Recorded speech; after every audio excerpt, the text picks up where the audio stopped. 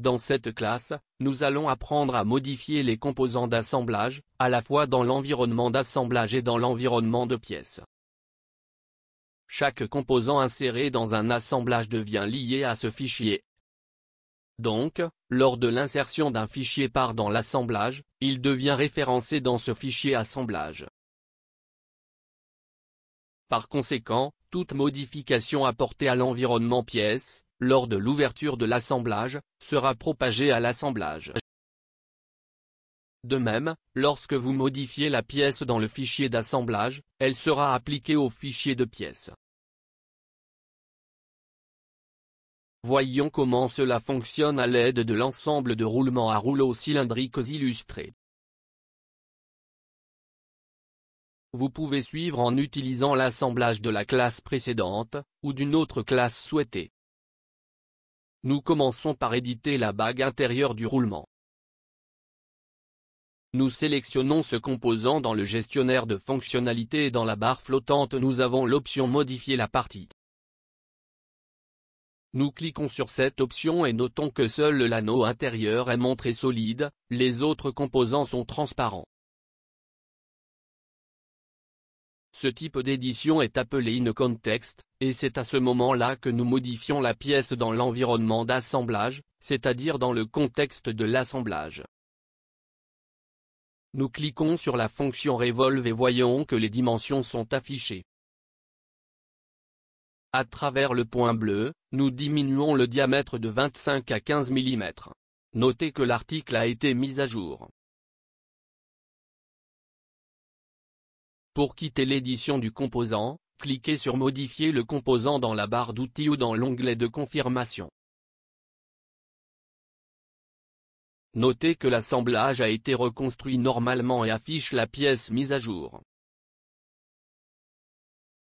Maintenant, ouvrons cette partie pour voir si la modification a été étendue au fichier de pièces.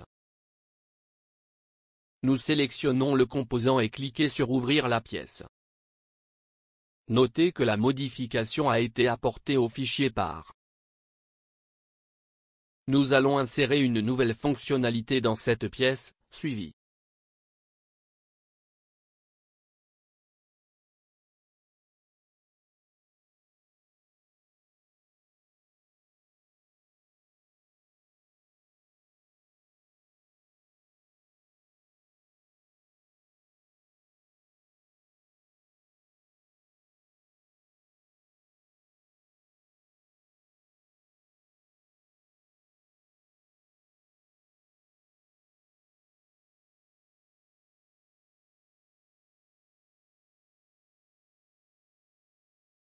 Ensuite, nous sauvegardons et fermons la pièce.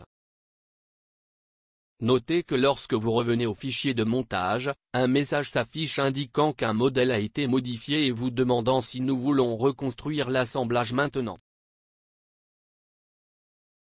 La reconstruction implique la mise à jour de tous les fichiers de référence d'assemblage. Nous cliquons sur Oui et notons que le changement est affiché sur l'assemblage. Il est conseillé que les fichiers de montage ainsi que tous les fichiers de leurs composants soient sauvegardés dans des dossiers spécifiques. Et toujours sauvegardés ensemble pour éviter toute perte de référence. Regardons une fonctionnalité plus intéressante lorsque vous travaillez avec des assemblages.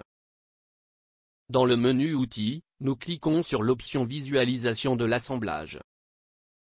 Voir que nous avons maintenant les informations d'assemblage affichées, par exemple, pièces visibles ou non. Nous rendons l'anneau extérieur invisible, voir la modification dans le graphique. Nous avons également des informations sur la quantité de chaque composant utilisé dans l'assemblage et l'indication de quel composant a la masse la plus élevée. Nous pouvons changer la propriété affichée en cliquant sur cette flèche et en choisissant une autre propriété, Noter. Et même inclure des colonnes, montrant plus de propriétés.